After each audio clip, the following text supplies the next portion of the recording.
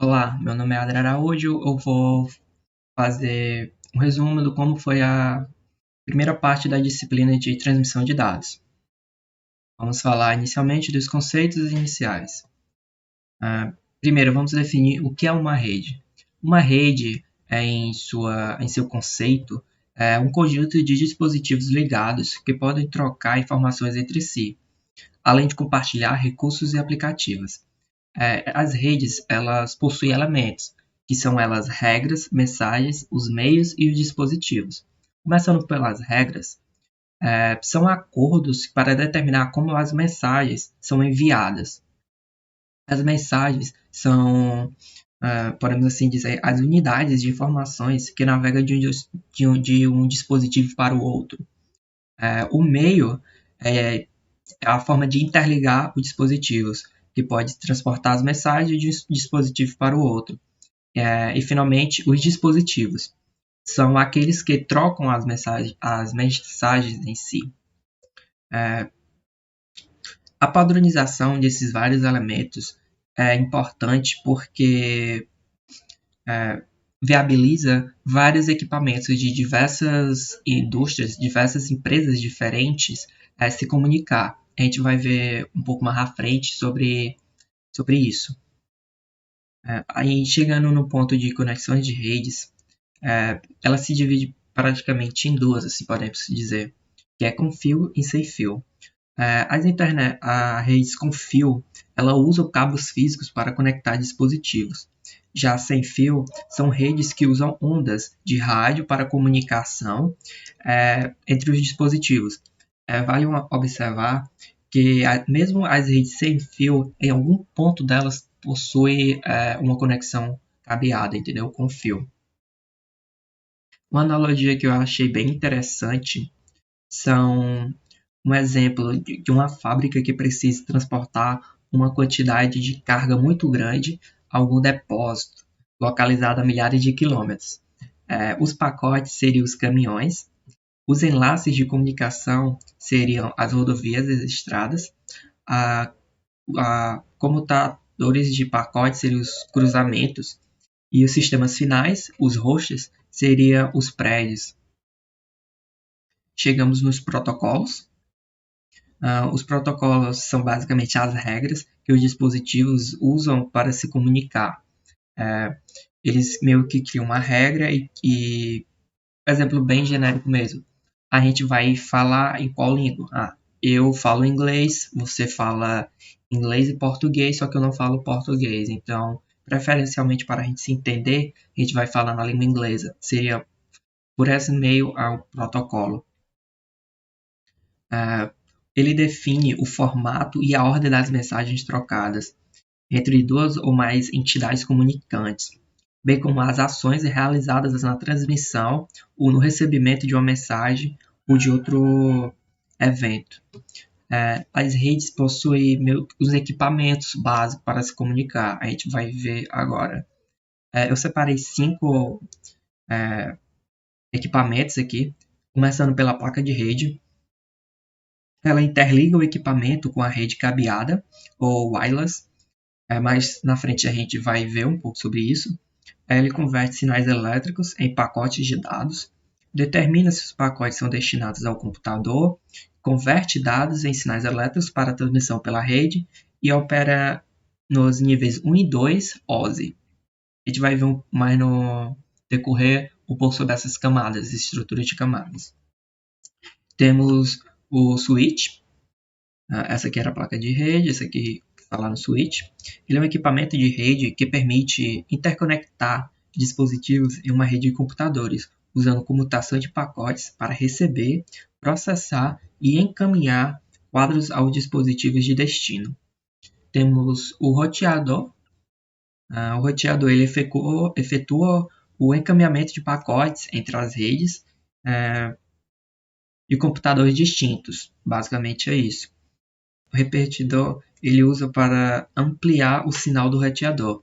O roteador, por exemplo, ele tem uma distância, podemos assim dizer, máxima, e o repetidor ele vai prolongar isso. Temos a firewall, seria um sistema de hardware e software cuja função é proteger as ameaças provenientes de outras redes, como a internet. Então, eu uso isso para proteger minha rede interna, por exemplo, da empresa, proteger da internet ao todo. Chegamos na parte de modelos e arquiteturas de camadas. Basicamente, existem dois, TCP/IP e modelo OSI. O modelo OSI é um modelo mais, pelo que eu entendi, é um modelo teórico, e já o TCP/IP já é um modelo mais que está no mercado há mais tempo, está mais presente ao todo assim, no mercado. O modelo OSI e o TCP/IP eles foram criados justamente para resolver os problemas de incompatibilidade com o dispositivo. Era muito comum na época as empresas criarem seus próprios dispositivos e só se comunicarem com outros equipamentos da mesma empresa. O que para o cliente era um pouco ruim, ter que comprar todos os produtos sendo daquela mesma empresa. Para meio que acabar com isso, foram criados dois modelos. Vamos começar falando um pouco sobre o modelo OSI, aqui do lado direito. Começar de baixo para cima, certo? A camada física é a primeira camada, de baixo para cima. Ela descreve os meios mecânicos, elétricos, funcionais e procedimentos para ativar, manter e desativar conexões físicas para transmissão de bits. Basicamente, essa é a responsabilidade dela. Temos também a segunda camada, a enlace. A camada de enlace, os protocolos delas são responsáveis por descrever os métodos para trocar quadros de dados entre dispositivos através de um meio físico comum. Temos a terceira camada de redes, que ela tem a função principal de transportar os pacotes entre sistemas finais da rede por meio de três funções importantes. A primeira é a determinação de caminhos. Ela escolhe uma rota pela qual os pacotes entre origem e destino, utilizando um algoritmo de roteamento. Temos também a comutação, seria para mover pacotes entre as portas de entradas e saída dos roteadores. E a terceira função é o estabelecimento de conexões. Algumas arquiteturas de redes necessitam o estabelecimento de circuitos virtuais antes da transmissão de dados. Também a camada de transporte. Ela gerencia o transporte dos pacotes para garantir o sucesso no envio e no recebimento de dados. Essa camada ela lida com a qualidade do serviço para que os dados sejam entregues com consistência. Isto é, ela garante que não vai ter erro ou, duplicação das informações. A próxima camada seria a camada de sessão. Ela fornece serviços à camada de apresentação para organizar o seu diálogo e para gerenciar a troca de dados. A sexta camada de apresentação,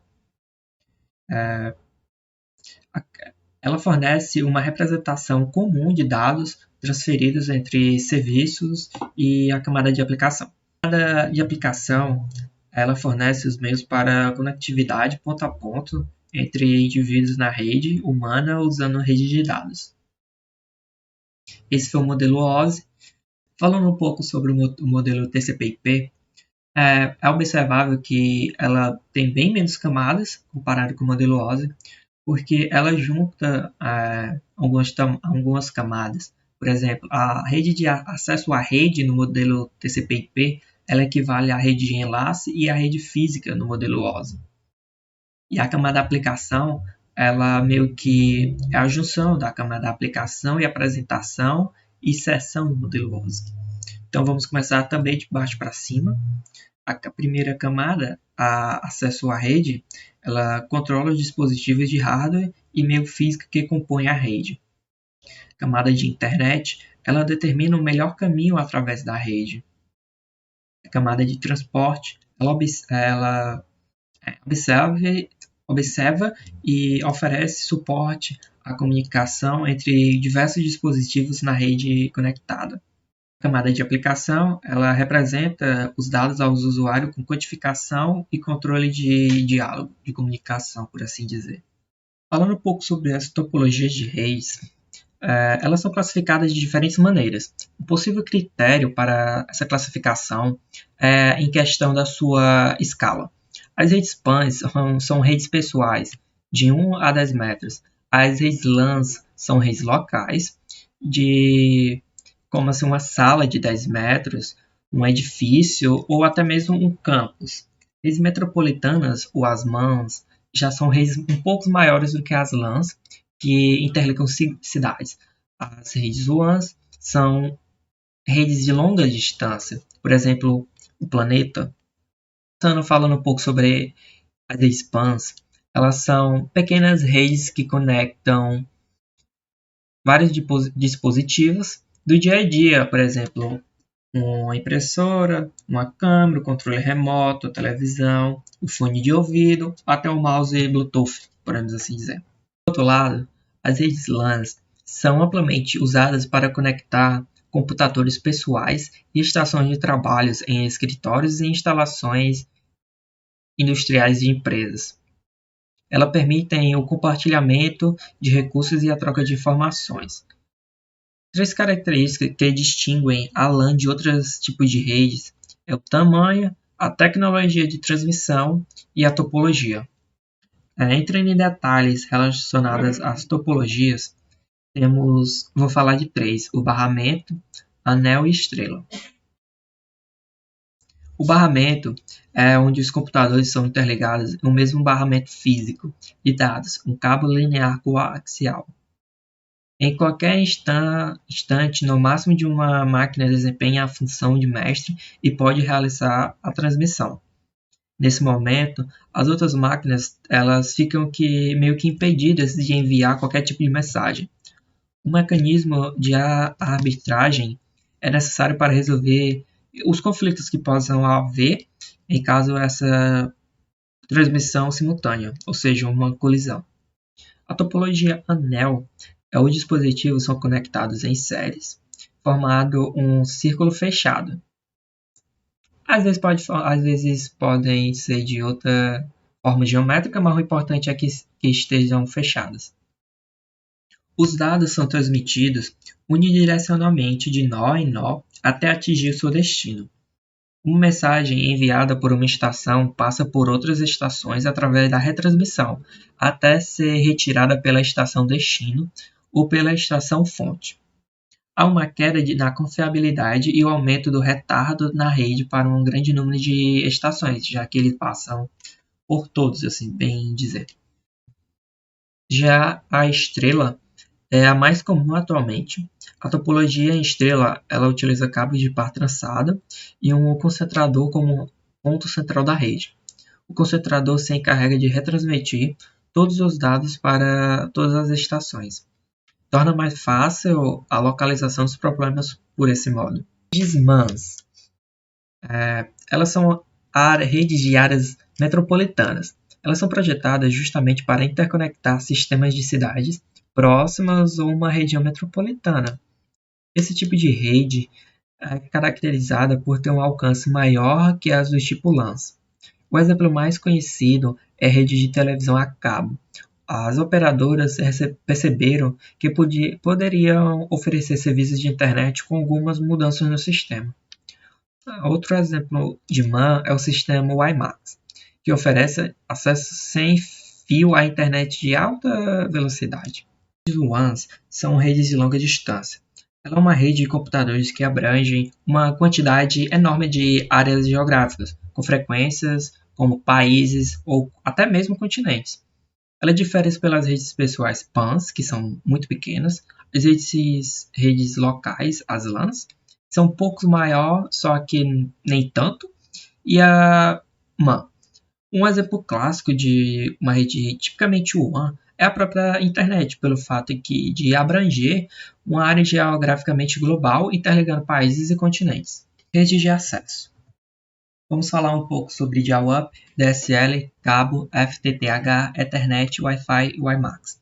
Pela dial-up é uma forma de acesso à internet que usa a rede pública de telefonia commutada para estabelecer uma conexão com o provedor de acesso à internet através de um número de telefone para com uma linha telefônica. O computador do usuário roteador utiliza um modem para codificar e decodificar a informação em sinais de áudio. Passando um pouco adiante, falando sobre DSL.